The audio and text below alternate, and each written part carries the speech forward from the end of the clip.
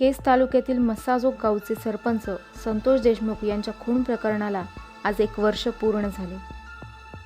बीडच्या मस्साजोगचे सरपंच संतोष देशमुख यांची गेल्या वर्षी म्हणजे 9 डिसेंबर रोजी वाल्मिक कराड याच्या सांगण्यावरून अपहरण करून निगरूळपणे हत्या करण्यात आली होती. यातील एक आरोपी कृष्णा आंधळे अद्याप फरार आहे, तर अद्याप आरोप निश्चित झालेले नाही. यामुळे 1 वर्षानंतर देखील देशमुख कुटुंबासह मस्साजोगचे गावकरी न्यायाच्या प्रतीक्षेत आहेत. आई सकाळपासून हंबरडा फोडते, कुठून आणू तुझ्या दादाला असं म्हणून रडते. कुटुंबाची भयान परिस्थिती आहे. न्यायालयाकडून न्यायाची अपेक्षा आहे, अशी प्रतिक्रिया धनंजय देशमुख यांनी माध्यमांशी बोलताना दिली. भावना कुटुंबाच्या गावाच्या ज्यावेळेस तुम्ही गावात फिरताल, ज्यावेळेस तुम्ही आमच्या कुटुंबात जाताल, त्यावेळेस तुम्हाला भावना कळतील की काय भावना आहेत. आई सकाळपासून हंबरडा फोडते, आई गळ्यात पडून रडते की मी कुठून आणू तुझ्या दादाला, कुठे आहे, मला वाट बघते मी 1 वर्ष झालं, कुठे आहे दादा. आणि भयान परिस्थिती आहे तिथली.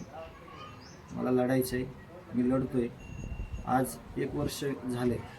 खरं तर आत्तापर्यंत न्याय मिळायला पाहिजे होता, परंतु अजून चार्ज फ्रेम देखील नाही. येणाऱ्या 12 तारखेला चार्ज फ्रेम होणार आहे असं सांगितलेलं आहे. परंतु खऱ्या अर्थानं लवकरात लवकर न्याय मिळायला पाहिजे होता आणि या आरोपींना फाशी व्हायला पाहिजे होती. आमची ही भावना आहे. अजून तेच ते मी परत एकदा सांगतो की धारूर पोलीस स्टेशनचे तत्कालीन पोलीस अधिकारी आणि केजचे काही API, काही LCBतले लोक ज्यावेळेस 29 जुलैला मीटिंग झाली या खंडणीची, या खुनाची, त्यावेळेस पोलीस अधिकारी जे सोबत होते, जो आत्ताचा फरार आरोपी आहे, तो आधी देखील फरार होता. खरं तर त्यांना विचारलं पाहिजे की हा फरार आरोपी कुठं आहे. आणि ज्यावेळेस फरार होता, ज्यावेळेस गुन्हेगारी करत होता, त्यावेळेस तुम्ही त्याला सोबत घेऊन त्याला जे अभय दिलं, त्या अभय दिल्यामुळं त्यांनी हे पुढचं प्रकरण केलं. आणि याचे सगळे गुन्हेगार सर्वस्व हे प्रशासनातील तत्कालीन पोलीस अधिकारी आहेत, ज्यांनी या आरोपीला पाठबळ दिलं, या आरोपीला समर्थन दिलं. ही श्रद्धांजली वाहू शकत नाही.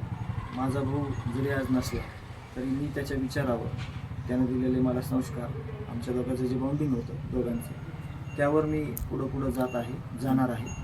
परंतु ज्या दिवशी या सगळ्या लोकांना फाशी होईल, ज्या आरोपींना समर्थन करते त्यांना शिक्षा होईल, त्यावेळेस खऱ्या अर्थानं न्यायालयीन प्रक्रियेतून जे काही त्यांना शिक्षा मिळेल, त्याच्यातून खरी श्रद्धांजली माझ्या भावाला असेल.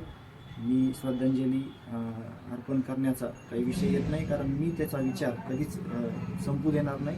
त्याचे विचार, त्याचे आचार, त्याचं जे रोजचं काम होतं किंवा जे समाजाची सगळं सामाजिक सलोखा होता, ते कधीही कमी होऊ देणार नाही. आणि मी त्या पावलावर पाऊल टाकून जे माझं गाव आहे, जे माझ्या सुखदुःखात आत्तापर्यंत सगळे लोक आलेले, त्यांना कधीही मी पण त्यांच्या सगळ्या गोष्टीमध्ये इन्व्हॉल्व्ह होऊन, त्यांनी जसं मला माझ्या पाठीवर हात ठेवला, मला आधार दिला, तसं मी देखील प्रामाणिक प्रयत्न करणार आहे.